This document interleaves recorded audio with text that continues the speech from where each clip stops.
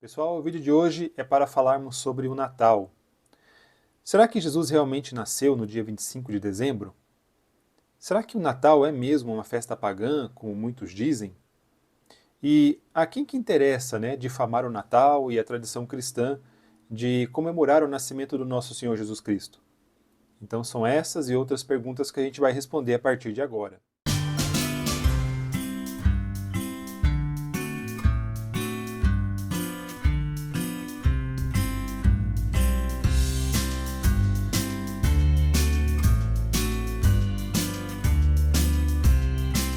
Bem, uma das hipóteses acerca do dia 25 de dezembro é que a igreja teria escolhido esse dia para cristianizar festas pagãs, instituindo a comemoração do nascimento de Cristo no dia em que era comemorado uma festividade pagã. Se fosse realmente isso, se fosse assim, a comemoração do nascimento de Cristo no dia 25, por si só, já seria válido, Pois teríamos aí, mais uma vez, a vitória da luz sobre a escuridão. Seria a transformação de algo pagão em algo cristão. Mas não foi bem assim que aconteceu, E eu vou dividir com vocês aqui uma parte das nossas descobertas sobre esse assunto. A primeira pergunta que queremos responder é: a data de 25 de dezembro foi uma cópia da festividade da Saturnália, que acontecia na Roma Antiga?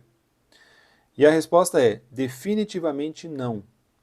Por quê? Porque as festas da Saturnália eram celebradas entre os dias 17 e 23 de dezembro, e não no dia 25.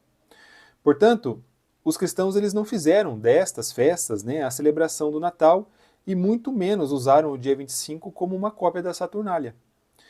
Se o Natal fosse criado para suplantar essa festa pagã, os cristãos teriam escolhido, provavelmente, a data do dia 17 de dezembro. Mas por que alguns ainda consideram e insistem em dizer que é a mesma coisa ou que o Natal teve a origem ali na festa da Saturnália? Basicamente por conta de duas coisas: o banquete e os presentes. Porque na Saturnália fazia-se ali, os romanos antigos eles faziam um banquete, e os cristãos também faziam um. Os romanos eles davam presentes uns para os outros, como parte da celebração, e os cristãos também faziam isso.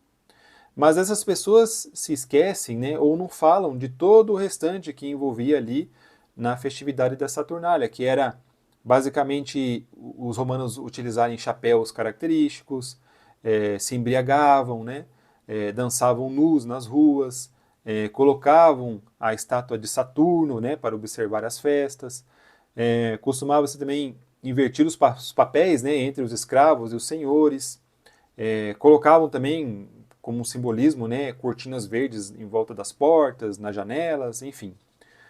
E nenhuma dessas práticas ou atividades que os romanos faziam parte da celebração dos cristãos. Então, definitivamente, não. A data do dia 25 de dezembro não foi uma cópia da festividade da Saturnália. Mas, e a data de 25 de dezembro? Teve origem, então, na festividade do Sol Invictus? A história conta que a festividade do Sol Invictus foi estabelecido no ano aproximadamente 278 depois de Cristo, na chamada Restauração do Mundo, que foi promulgada ali pelo imperador Aureliano.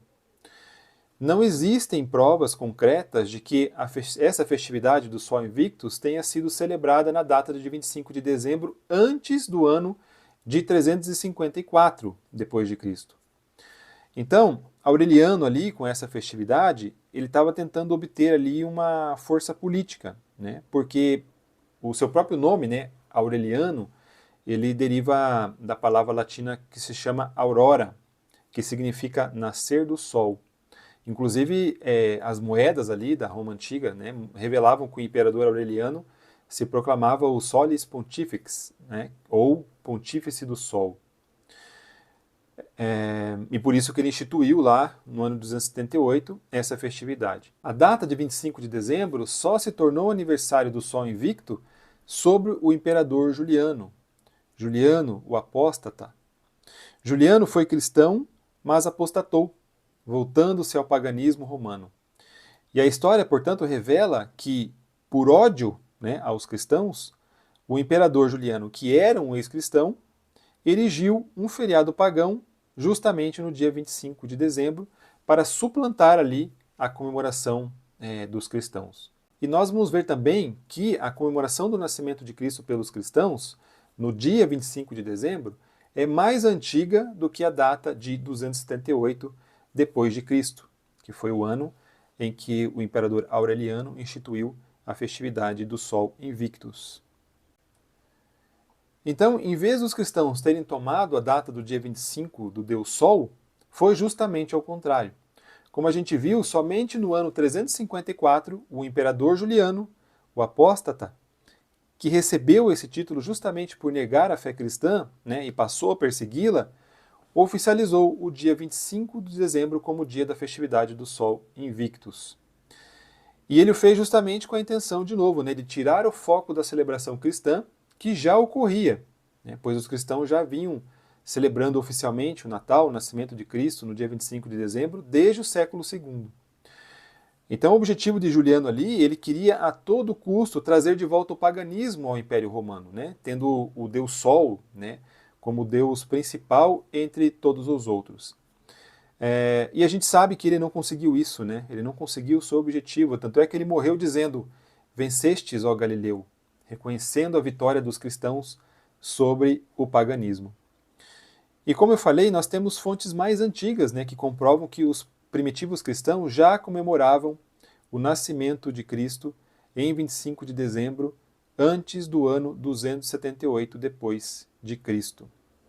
Exemplo disso é o cristão Hipólito Romano, né, que viveu aproximadamente entre os anos 170 a 235 depois de Cristo.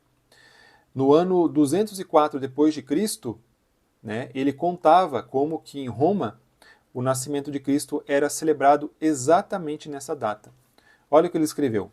O primeiro advento, vinda de Nosso Senhor na carne, ocorreu quando ele nasceu em Belém.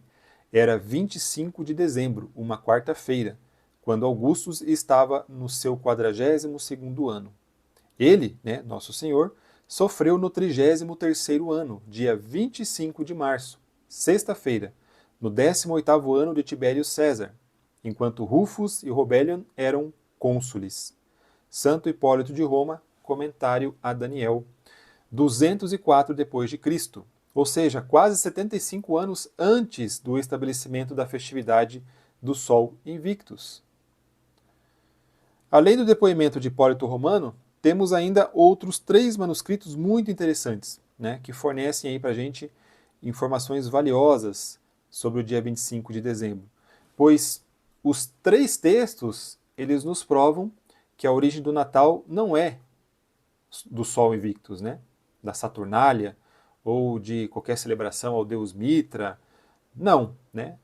Mas são provas que nos mostram que os cristãos celebravam o Natal desde o século II. Então nós temos aí a Didascalia Apostolorum, a Liber Pontificalis e a Epístola de Teófilo. O primeiro documento que a gente vai analisar aqui é a Didascalia, que é um texto datado do ano 250 depois de Cristo, ou seja, também anterior ao ano de 278 depois de Cristo. Esse texto ele menciona a celebração da Epifania, ou seja, a manifestação de Cristo às pessoas comuns. A Igreja Católica Oriental e Ortodoxa celebram a Epifania. E esse texto aí da Didascalia afirma que a Epifania é celebrada todo dia 6 de janeiro no calendário juliano.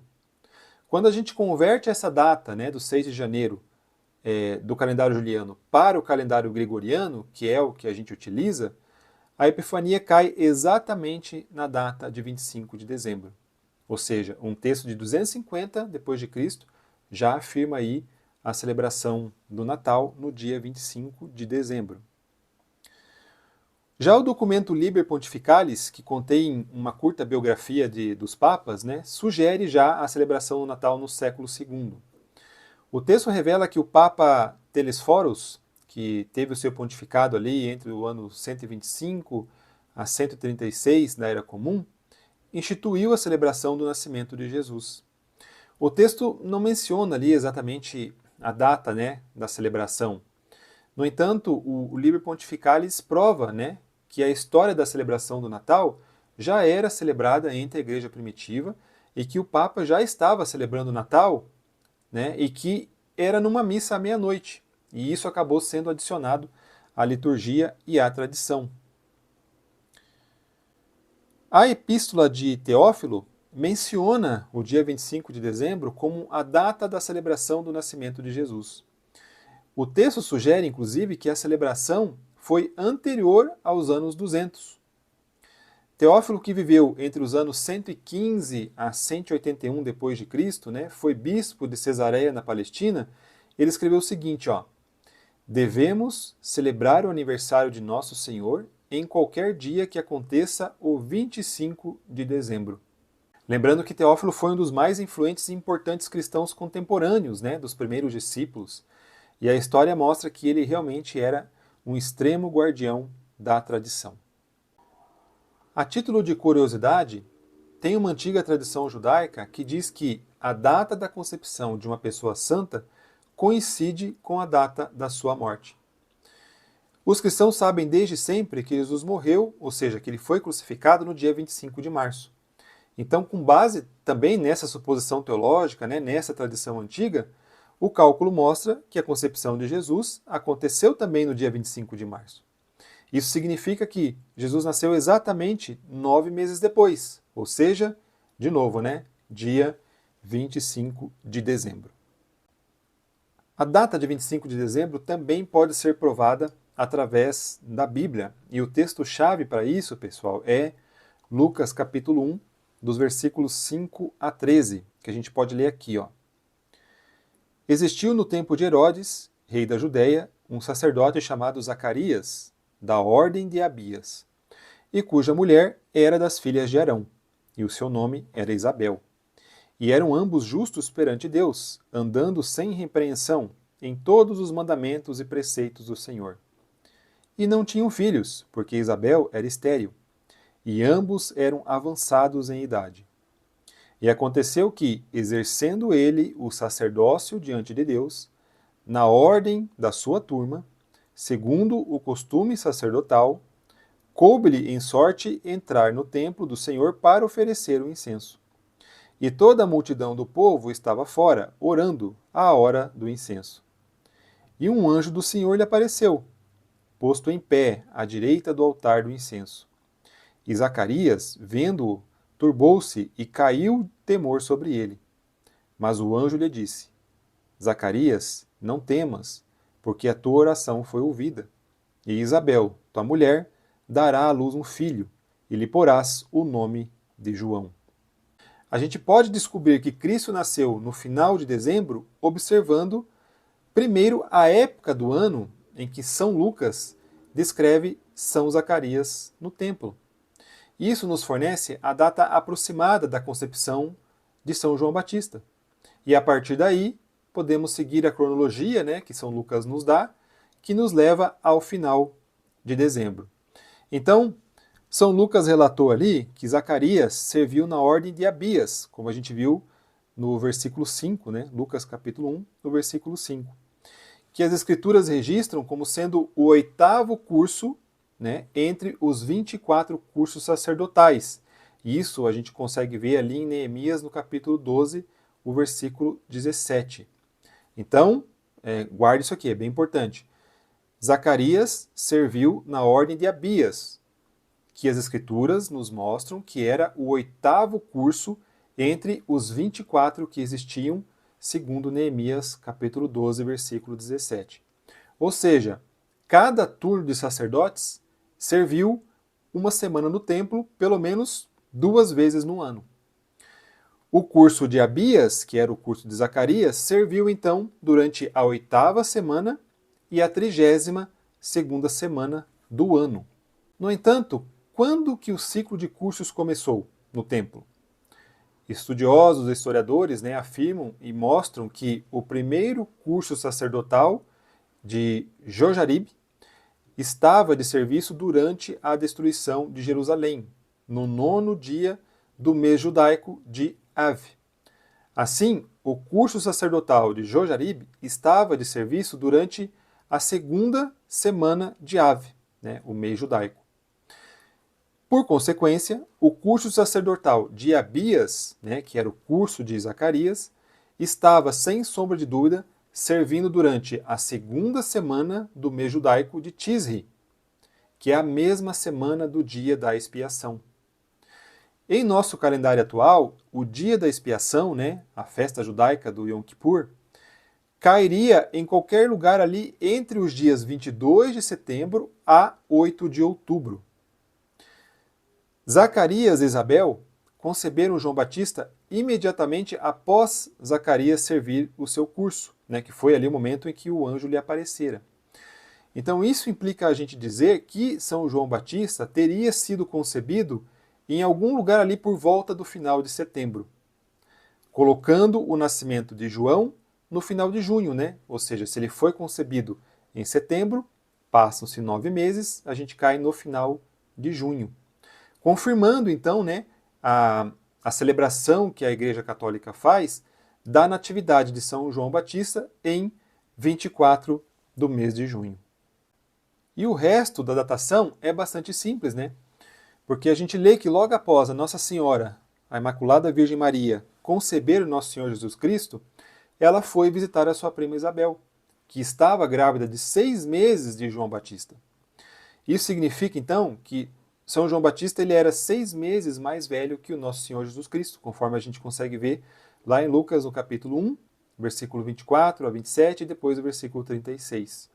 Então, se você adiciona 6 meses, depois de 24 de junho, ou do final de junho, ali no nascimento de João Batista, a gente chega ali entre 24 e 25 de dezembro, como sendo também o aniversário de Nosso Senhor Jesus Cristo. E se você subtrair 9 meses de 25 de dezembro, a gente obtém que a data da Anunciação foi em 25 de março. Então, todas as datas correspondem perfeitamente. Então, só para a gente resumir aqui e recapitular, a data do nascimento de Cristo é comprovada a partir do nascimento de São João Batista, que o anjo Gabriel disse ser 6 meses mais velho do que Jesus Cristo. Zacarias, pai de João Batista, fazia as funções sacerdotais no fim de setembro, no dia da expiação, na festa judaica do Yom Kippur, quando ele ouviu do anjo que teria um filho. Assim, São João Batista foi concebido muito próximo do fim de setembro e nasceu próximo do dia 24 de junho. Jesus foi concebido em 25 de março, 6 meses depois de São João Batista, e nasceu no dia 25 de dezembro.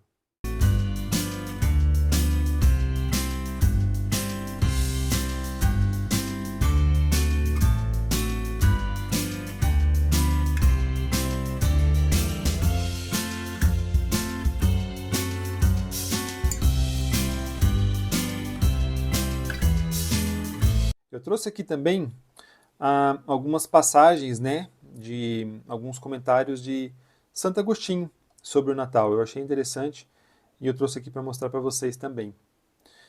Ele disse assim, porque se acredita que Cristo tenha sido concebido no dia 25 de março, dia em que ele também sofreu. Assim, o seio da Virgem, no qual ele foi concebido, onde nenhum dos mortais foi gerado, corresponde à nova sepultura na qual ele foi sepultado, onde ninguém tinha sido colocado, nem antes nem depois dele, mas ele nasceu, segundo a tradição, em 25 de dezembro. Alegremo-nos, irmãos, rejubilem e alegrem-se os povos. Este dia tornou-se para vós santo, não devido ao astro solar que vemos, mas devido ao seu Criador invisível, quando se tornou visível para nós, quando o deu à luz a Virgem Mãe. Hoje nasceu para nós o Salvador, nasceu, portanto, para todo o mundo o verdadeiro Sol. Deus fez-se homem para que o homem se fizesse Deus, para que o escravo se tornasse senhor. Deus assumiu a condição de servo. Habitou na terra o morador do céu, para que o homem, habitante da terra, pudesse encontrar moradas nos céus. Ah, Luiz, mas o dia 25 de dezembro era inverno. E Lucas também fala que no nascimento de Jesus, os pastores passavam a noite ao relento. Então Jesus não pode ter nascido no dia 25 de dezembro porque era muito frio. Bem, pessoal, esse aí foi o argumento que eu mais escutei na vida sobre a data do dia 25 de dezembro, que o cenário falado por Lucas ali tinha muito mais a ver com um cenário de primavera do que de inverno. Com relação a isso, voltando para as normas, né, de pureza típicas do judaísmo e analisando antigos tratados, a gente vê que os rebanhos, na verdade, eles se diferenciavam em dois tipos. Primeiro, aqueles que eram compostos por ovelhas de lã branca. Então eram ovelhas que eram consideradas puras e que, depois de pastar, elas sim eram guardadas, elas não ficavam ao relento. Só que tem também o outro tipo, que são as ovelhas de lã malhada, marrom, preta. Essas ovelhas eram consideradas impuras. Então elas não podiam entrar nem nas cidades e nem eram guardadas com os outros rebanhos, né? E elas deveriam permanecer sempre ao relento com os seus pastores em qualquer período do ano. E o Evangelho recorda também que, além disso, os pastores faziam turnos de guarda, né, o que indicaria aí uma noite longa e fria, apropriada para um contexto de inverno. Então, esse pequeno relato aqui já mostra para a gente a importância também de conhecer, né, antigos costumes judaicos, para que a gente possa entender o contexto e aí também entender o que a Bíblia está dizendo, né? Quem faz essa objeção também acha, né, que a região onde Jesus nasceu tem um inverno igual ao da Europa, né? Mas não é bem assim. Vale lembrar que a região onde Jesus nasceu não é a Inglaterra, não é a Rússia, não é o Alasca, né? Até para conhecimentos gerais aqui de geografia, quanto maior a latitude, né, de um local, mais frio ele é. Então, para você ter uma ideia, Belém está situada na latitude de 31,7.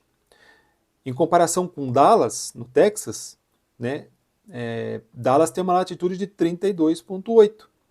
E ainda assim, é bastante confortável ficar do lado de fora em dezembro, no Texas, né, que tem uma latitude maior que a de Belém.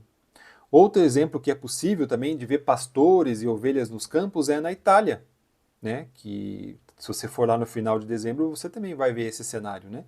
E a Itália também tem uma latitude maior que a de Belém. E a gente pode ver também aqui nos gráficos históricos de temperatura, né, de meteorologia, que a temperatura média de Jerusalém no mês de dezembro varia de 10 a 20 graus durante todo o mês de dezembro. E a gente está falando aqui, claro, né, de 2025 anos de diferença.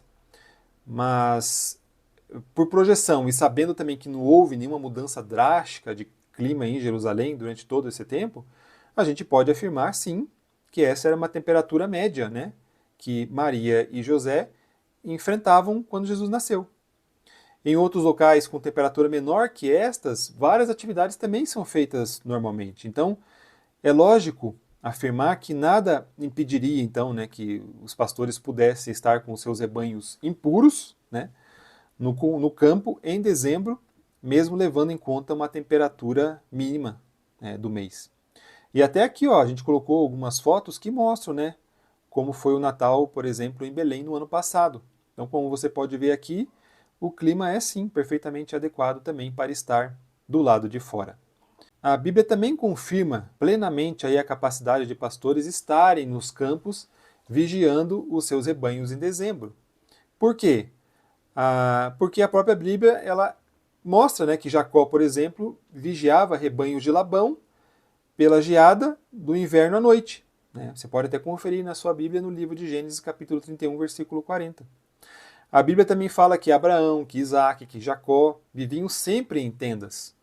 Né? Quando a gente vai ali também em Hebreus, no capítulo 11, os versículos 8 a 10, diz assim lá, ó, foi pela fé que Abraão, obedecendo ao apelo divino, partiu para uma terra que devia receber em herança.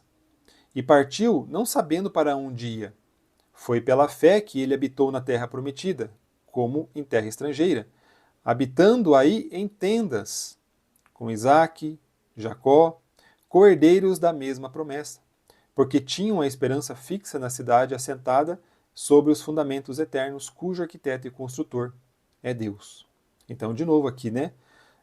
Abraão, Isaac e Jacó, né, habitavam em tendas. A Bíblia também relata várias passagens ali em Gênesis, né, da permanência de Abraão na terra prometida e que eles eram pastores nômades, né, e que habitavam aí em tendas por toda a sua vida.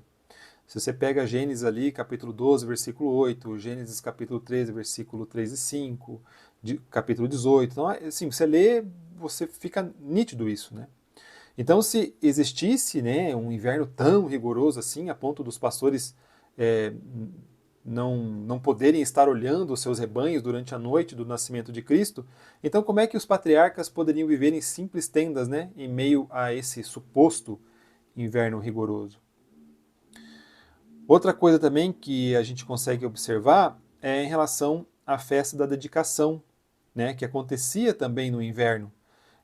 E a festa da dedicação ela é mostrada para a gente ali no livro dos Macabeus e que é celebrada pelos judeus até hoje. Então mostra que durante essa festividade, né, quando a gente olha ali em João capítulo 10, versículos 22 e 23, durante essa festividade Jesus passeava tranquilamente no pátio do templo. João 10, 22 e 23 diz assim: celebrava-se em Jerusalém a festa da dedicação. Era inverno. Jesus passeava no templo, no pórtico de Salomão. Não houve nenhum problema em Jesus estar do lado de fora durante o inverno. Então, por que haveria problema dos pastores estarem com as suas ovelhas do lado de fora? Agora que a gente já viu tudo sobre a data do dia 25 de dezembro, chegou o momento de a gente responder aí sobre o verdadeiro significado das árvores de Natal. Para responder essa pergunta, basta a gente analisar a história de São Bonifácio, o santo que derrotou Thor e criou a árvore de Natal. São Bonifácio nasceu na Inglaterra por volta do ano 680. E após ele entrar na ordem dos monges beneditinos, ele foi enviado como um missionário até a região atual da Alemanha, onde, como bispo, ele começou a percorrer os povoados como um apóstolo incansável da mensagem de Jesus Cristo. Nas palavras do Bento XVI, ele tinha um dom para a organização e era reconhecido pelo caráter flexível e amigável, mas, no entanto, forte. Na região da Baixa Saxônia, perto de Geismar, havia uma comunidade pagã que, no inverno, realizava um sacrifício humano ao deus nórdico do trovão, a Thor. E, infelizmente, a vítima ali costumava ser uma criança. E esse sacrifício terrível, né, era feito junto a um carvalho, que era uma árvore considerada sagrada ali por aquele povo. Então tratava-se precisamente do que eles chamavam de carvalho do trovão, né, o carvalho do deus Thor. Aí, lá pelo ano 723, São Bonifácio viajava por aquela região e, a conselho de outro bispo, ele resolveu destruir o Carvalho do Trovão, né, para acabar com aqueles assassinatos que estavam ocorrendo ali e também para mostrar para os pagãos, né, que não iria cair do céu nenhum raio lançado por Thor contra sua cabeça por fazer isso. Então, junto com seus companheiros, São Bonifácio chegou naquele vilarejo ali, né, na véspera do Natal, para impedir esse sacrifício, né, dessa criança. E quando o santo ele se reuniu, né, se aproximou ali das pessoas diante do carvalho do trovão, ele levantou, né, o seu báculo de bispo e declarou o seguinte: eis o carvalho do trovão e eis a cruz de Cristo que romperá o martelo de Thor, o falso Deus. Diz a história que até mesmo o carrasco que estava ali tentou levantar ainda, né, o seu machado ali para matar o menino que ia ser sacrificado. Só que o bispo estendeu o báculo, né, e freou o golpe, e então aí aconteceu um milagre, né? O báculo de madeira de São Bonifácio fez com que aquele machado de pedra se espatifasse, né? E assim salvou a vida daquela criança inocente. E aí São Bonifácio disse o seguinte ali para o povo: escutai, filhos do bosque, né? Não jorrará sangue esta noite, porque esta é a noite em que nasceu o Cristo, o Filho do Altíssimo, o Salvador da humanidade. Ele é mais justo que Baldur, maior que Odin, o sábio, mais gentil que Freia, o bom. Desde a vinda dele, o sacrifício terminou. A escuridão, Thor, a quem invocastes em vão, é a morte. E a partir de agora, vós começareis a viver. Esta árvore sangrenta nunca mais escurecerá a vossa terra. Em nome de Deus, eu a destruirei. Então, Bonifácio, né, sempre de acordo ali com os relatos populares, pegou um machado que estava perto ali do carvalho e, quando ele braniu esse machado para o ar, né, uma poderosa rajada de vento, varreu de repente o bosque e derrubou aquela árvore pelas suas próprias raízes, deixando-a em 4 pedaços. E aí, disse ainda que o relato, né, que com essa madeira dessa árvore, mais tarde foi construído uma capela. Então, diante daquele povo ali todo surpreso, né, que, que realmente Thor não fez nada, né, não fulminou São Bonifácio, né, com seu raio vingador, o bispo ele prosseguiu o seu discurso, né, e dessa vez ele apontou para uma outra árvore que estava próxima, né, que era um pequeno abeto. Ele falou assim: esta arvorezinha, este pequeno filho do bosque, será nessa noite a vossa árvore santa. Esta será a madeira da paz. É o sinal de uma vida sem fim, porque as suas folhas são sempre verdes. Olhai a sua ponta voltada para o céu. Esta será a árvore do menino Jesus. Reuni-vos em torno dela, não mais no bosque selvagem, mas dentro dos vossos lares. Ali haverá abrigo e não ações sangrentas. Ali haverá presentes amorosos e gestos de bondade. São Bonifácio realmente foi um dos maiores responsáveis, né, pela conversão dos povos germânicos, pela eliminação dos sacrifícios humanos que eram vinculados ali a cultos pagãos daquela região e também pelo início, né, dessa nova tradição que perdura até hoje, a de que na época do Natal decorar os nossos lares com uma árvore possa ser um símbolo, né, uma celebração de uma nova vida, de uma nova era trazida pelo nascimento do nosso Salvador. Então atribui-se sim a São Bonifácio, historicamente, a adoção da árvore de Natal como símbolo da vinda do nosso Senhor Jesus Cristo.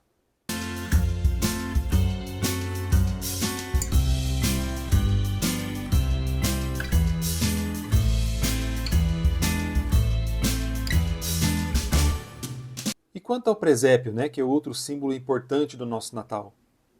Então, no Natal de 1223, São Francisco de Assis criou o primeiro presépio da história. O nosso amado frade franciscano reuniu moradores da pequena cidade de Grétio para encenar o nascimento de Jesus e catequizar os aldeões. Segundo o primeiro biógrafo de São Francisco, né, que foi Tomás de Celano, daquele presépio do Natal de 1223, todos voltaram para suas casas cheios de inefável alegria. A Igreja considera que, com a simplicidade daquele gesto, São Francisco realizou uma grande obra de evangelização, né? Seu objetivo ali era facilitar a compreensão do nascimento de Jesus, principalmente pelos mais simples, pelos analfabetos, né? E o presépio, mais tarde, tornou-se aí um símbolo católico da tradição natalícia. Olha que legal o que disse Tomás de Celano, né, que foi o primeiro biógrafo de São Francisco. Ele relatou assim, ó: tudo começou com uma viagem empreendida, pouco tempo antes, por Francisco até a Terra Santa. Ele voltou de lá muito impactado com o que viu e com as visitas aos locais onde Jesus teria vivido. Francisco achou que Grétio, pequena cidade a 70 quilômetros de Assis, era muito semelhante a Belém, e decidiu recriar ali o relato bíblico do Natal. Zeloso, primeiro pediu autorização ao Papa. Não teve dificuldades. Honório III concedeu o aval.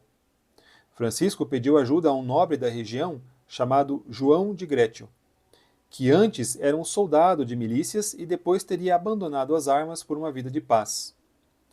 Tudo foi planejado a tempo da celebração especial. Prepararam seu presépio. Traz-se a palha, conduz-se o boi e o burro, honra-se ali a simplicidade, exalta-se a pobreza, elogia-se a humildade. E Grétio transforma-se quase em uma nova Belém, escreveu Celano. São Francisco foi o primeiro a montar publicamente o presépio, fazendo com que todos os cristãos possam viver o Natal em suas casas. Boaventura de Bagnoregio, também na biografia de São Francisco chamada de Legenda Maior, também abordou um pouco essa história do presépio. Olha só o que ele falou. Os frades se reúnem, a população acorre, A floresta ressoa de vozes, e aquela venerável noite torna-se resplandecente de luzes, solene e sonora de cânticos harmoniosos. O homem de Deus, no caso o nosso amado São Francisco, estava diante da manjedoura, cheio de piedade, banhado em lágrimas, transbordando de alegria, e a solene celebração da missa ocorre sobre a manjedoura, enquanto Francisco entoa o Santo Evangelho, escreveu. Em seguida, ele prega ao povo ao seu redor e fala sobre o nascimento de Jesus. E aí, já montou o seu presépio? Io faccio degli stupendi alberi di Natale, sono cintura nera di albero di Natale. E invece quest'anno cambio tutto. Da quest'anno, da alberista, divento presepista. Ho deciso di fare il presepe quando non lo fa più nessuno. Ho deciso di fare il presepe quando nelle scuole dicono che non si può fare perché altrimenti offende chi crede in un'altra cultura. E proprio non me ne faccio una ragione e continuo a chiedermi: ma come fa un bambino che nasce in una mangiatoia a offenderti? Come fa a offenderti una famiglia che scappa per difendere quel bambino? Come fa a offenderti la mia cultura? Perché che si creda in Dio oppure no, in questo simbolo sono raccolti i valori che hanno fondato la mia civiltà. Io credo nel rispetto perché me l'ha insegnato questo simbolo. Credo nella laicità dello Stato perché me l'ha insegnato questo simbolo. Credo nella sacralità della vita perché me l'ha insegnato questo bambino che nasce. Credo nella solidarietà perché me l'ha insegnato questo simbolo. Quello che io sono è in questo simbolo. E io voglio che mia figlia lo sappia. Voglio che Ginevra sappia che il Natale non è solo regaliamoci delle cose costose e mangiamoci tutto quello che c'è. Io voglio che Ginevra sappia che nel Natale noi celebriamo questi valori. E credo che anche voi lo dobbiate spiegare ai vostri figli.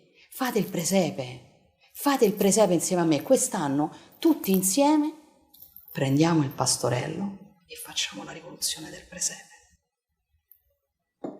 Mas vamos mais além. Vamos falar também de outros símbolos que tem no nosso Natal, né? Como, por exemplo, a estrela que fica no topo das árvores de Natal. As estrelas natalinas, elas representam a estrela que guiou os reis magos. O Evangelho de São Mateus apresenta ali a figura dos magos do Oriente que veem um sinal no céu, né, anunciando o nascimento de um homem divino que seria o rei dos judeus. A estrela é um corpo celeste, né, que produz luz por si mesma, né, uma luz fortíssima. Então, assim também como Cristo, né, que em seu poder brilha como a estrela de Natal, como Deus e como um homem soberano. Outro símbolo que temos também são os enfeites da árvore, né? Então, essas bolas que são colocadas como enfeite nas árvores de Natal, coloridas, né, podem ser vermelhas, verde, azul, elas são uma tradição que vem da Alemanha. Nas árvores que eram utilizadas para decorar ali, né, o interior das casas, costumava-se pendurar algumas frutas. Então essas frutas simbolizavam, né, frutos de uma vida voltada para o bem, voltada para a espiritualidade, frutos de uma vida voltada para as coisas de Deus, para as coisas do alto. Esse foi o sentido cristão dado aos frutos devido também às parábolas que foram contadas por Jesus, né? Jesus disse ali em João capítulo 15, versículo 1, Eu sou a videira verdadeira, e meu pai é o agricultor. Todo ramo que, estando em mim, não dá fruto, ele corta. E todo que dá fruto, ele poda, para que dê mais fruto ainda. Entendeu? Então, mais tarde, essas frutas acabaram sendo substituídas por bolas de plástico, né? Já que não apodrecem, né? Mas que se parecem também com frutas, transmitindo assim o mesmo significado. Olha que maravilha. E os sinos? Os sinos de Natal, geralmente eles são colocados nas árvores, né? Ou em alguns outros locais das casas, né? Nas cidades, enfim. E o objetivo ali, né? O seu significado é o anúncio do Salvador que vem ao encontro de todos os homens. Os sinos, historicamente, têm a função de anunciar a vinda de algo, né? Desde os tempos mais antigos, mais remotos. Os sinos são comumente utilizados pela Igreja Católica também para anunciar a missa, né? Considerada a vinda de Deus até o seu povo. Então foi daí que surgiu o simbolismo do sino anunciador do nascimento de Jesus. E a guirlanda, no sentido cristão do Natal, a guirlanda também representa a coroa do rei que vem ao encontro do seu povo. principalmente devido à coroa de espinhos, né, que foi usada por Cristo na sua paixão, que também se assemelha muito aí com a guirlanda, né? Essa aí, inclusive, é a que está na nossa porta aqui de casa. Já a clássica ceia de Natal tem as suas origens na tradição católica. A igreja, ela convoca todos os seus membros a fazerem um jejum nas vésperas do Natal. O Advento, né, que é o tempo litúrgico que antecede o Natal, é visto pela igreja como uma época de penitência. Assim como São João Batista clamou no deserto, né, para que as pessoas endireitassem o caminho para receber o Salvador que vem, a igreja chama seus fiéis a fazerem a penitência para curar as suas almas e prepará-las para a chegada de Cristo em cada Natal. O jejum, a penitência, serve para que as pessoas consigam ter um domínio sobre si mesmas, né, conseguindo focar mais plenamente sobre essa festa que vai vir e poderem assim se entregar totalmente a Jesus, né, estando totalmente livre para recebê-lo em seus corações. Por isso, muitas famílias começam a principal refeição após a meia-noite, né, pois esse seria o fim do jejum e o início da festa que iniciaria com essa ceia, né, com esse de jejum. E por falar em comida, temos também a questão do panetone. Né? Sobre a história do panetone, não se sabe ao certo, né, a sua veracidade, se foi isso mesmo, né? Mas o que se fala é que ali em Milão, no século XV, nas vésperas do Natal, na corte de uma família nobre, né, a família Sforza, um grande banquete natalino estava sendo realizado ali. Nessa cozinha, o chefe tinha alguns ajudantes, dentre eles um aprendiz que se chamava Tony. Então, ocupado com outros pratos, né, o chefe encarregou a Tony de supervisionar o forno no qual os biscoitos ali estavam sendo preparados, que seriam a grande, né, sobremesa do evento, né, do Natal ali. Cansado de tanto trabalhar, diz que Tony adormeceu e deixou os biscoitos queimarem. Quando ele viu, né, que os biscoitos estavam queimando e que se queimaram, ele, desesperado, ele tentou fazer alguma coisa para não deixar a família e os convidados sem a sobremesa. E aí o que ele fez? Ele pegou tudo que ele tinha à disposição ali, né? A massa do pão, farinha, ovos, açúcar, passas, né, frutas cristalizadas, misturou tudo até que ele teve uma massa macia e fermentada e assou essa receita e serviu no banquete. E foi realmente um grande sucesso, né? Tanto é que, posteriormente, essa iguaria que ele fez tanto sucesso que até o próprio, né, chefe ali da família Sforza, o Ludovico, decidiu chamar de pane di Tony, né, ou pão de Tony, e que acabou virando o nosso querido panetone, que a gente tanto gosta. Já a troca de presentes, ela também se baseia em uma passagem das Sagradas Escrituras. É baseado ali em João capítulo 3, versículo 16. Porque Deus amou o mundo de tal maneira que deu o seu Filho unigênito para que todo aquele que nele crê não pereça, mas tenha a vida eterna. Os presentes de Natal que a gente troca, né, uns com os outros, servem para alegrar a confraternização, né, já que é uma data voltada para a alegria. Mas mais do que isso, os cristãos enxergam os presentes como símbolos do maior presente de todos, que foi Jesus Cristo.